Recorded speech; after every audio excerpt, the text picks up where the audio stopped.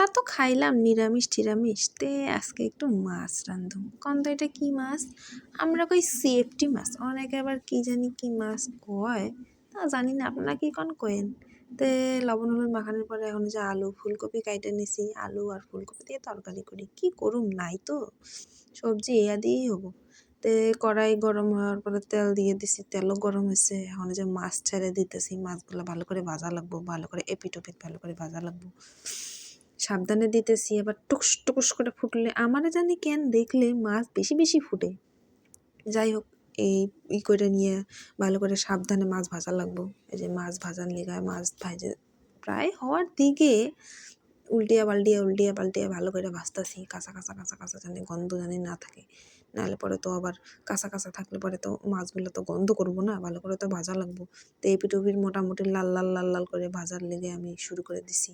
এই যে খুন্তি দিয়ে উঠাইতেছি, উঠেও না, এই যে দেখেন, এই যে লাল লাল লাল লাল করে ভাজতাছি। লাল লাল লাল লাল করে ভাজা আমার প্রায় হয়ে গেছে। এখন আমি মাছগুলো আস্তে আস্তে আস্তে আস্তে নামিয়ে ফেলামো, একটা একটা করে নামিয়ে ফেলাই মাছগুলা। নামানি হয়ে গেল। এখন ওই কড়াইয়ের তেলের মধ্যেই একটু জিরা আর তেজপাতা সম্বার দিয়ে দিই।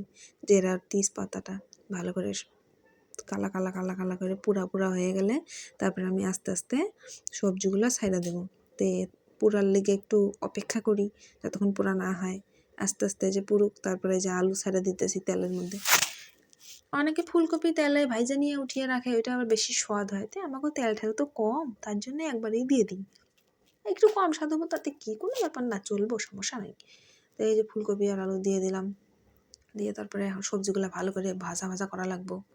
ভালো করে ভাজা ভাজা না করলে তো স্বাদ লাগবো না। আবার তার মধ্যে একটু লবণ, একটু হলুদ দিয়ে ভালো করে ভাজা ভাজা করা লাগবো, না তো সবজির ভিতরে আবার লবণ ঢুকবো না, সবজি ভালো করে মজবো না।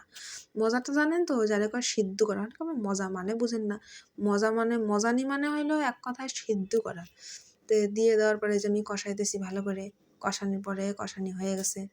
এখন আমি এই যে আদা লঙ্কা পেঁয়াজ ধনিয়া এই সব কিছু বাইটে এগুলো দিয়ে দিলাম মশলা এটার মধ্যে। এই যে ভালো করে লাড়াচাড়া করে নিয়ে মিশিয়ে নিতেছি, ভালো করে লাড়াচাড়া করে নিয়ে ভালো করে কষানো লাগবো। কিন্তু না কষালে কিন্তু আবার কাঁচা কাঁচা গন্ধ থেকে যাবো। আচ্ছা মতন কষাতে কষাতে যখন দেখবেন যে কড়ার মতো লাগা লাগা লাগা লাগা ভাব হয়ে যাবো পোড়া পোড়া, তখন ভাববেন যে না আমার মশলা প্রায় কষানোর দিকে। কিন্তু বেশি আগে হলে পরে একটু জল দিয়ে কষানো যায়। তাই আমার এটা মোটামুটি কষানি হয়ে গেছে, আমি এখন আর জল দিব না।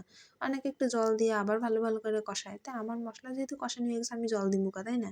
এখন মশলা কষানোর পরে একবারে ঝোলই দিয়ে দিব। তাই আমার মশলা মোটামুটি কষানি হয়ে গেছে। এখন এর মধ্যে আমি জল দিয়ে দেবো, জল দিয়ে ঝোল বানাবো। তো মোটামুটি দেই জল, মোটামুটি জল, তরকারি তো সবাই খাবো, একটু বেশিই দেওয়া লাগবে। ফুটলে পরেই কমে যাবো, কোনো ব্যাপার না। তো এই যে ঝোল দিয়ে দিলাম। এখন আমার ঝোল টকবগিয়া ফুটতেছে।